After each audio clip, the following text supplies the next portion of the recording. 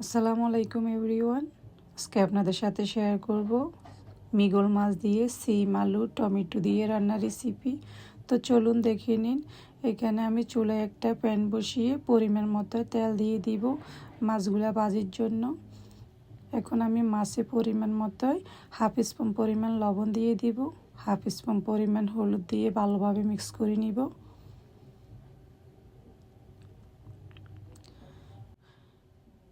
এভাবে লবণ হলুদ দিয়ে ভালোভাবে মাছগুলা মিক্স করে তেলগুলা গরম হয়ে গেছে। এখন আমি মাছগুলা দিয়ে দিব।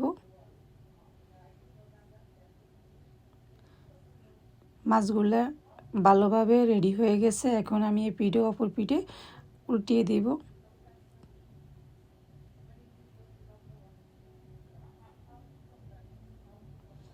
মাছগুলা রেডি হয়ে গেছে। এখন আমি চুলায় একটা প্যান বসিয়ে যে পাতিলে রান্না করব পরিমাণ মতো তেল দিয়ে দিলাম। এখানে আমি পরিমাণ মতো পেঁয়াজ কুচা কাঁচামরিচ কুচা দিয়ে দিলাম। এখন আমি ভালোভাবে এগুলো মিক্স করে নিব তেলের সাথে।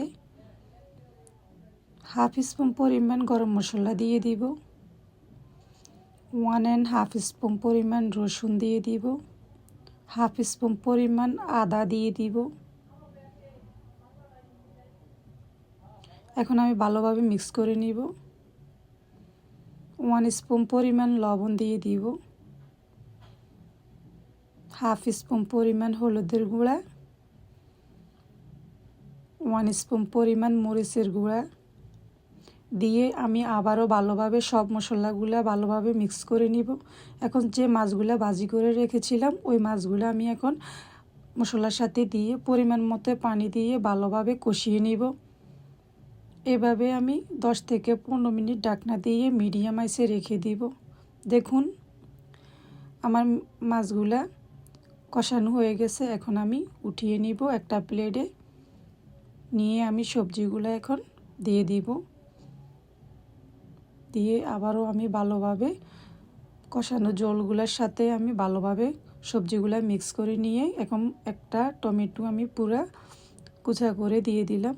দিয়ে আমি ভালোভাবে মিক্স করে এখন এভাবে মিডিয়াম আঁচে 20 থেকে 25 মিনিট ঢাকনা দিয়ে রাখি।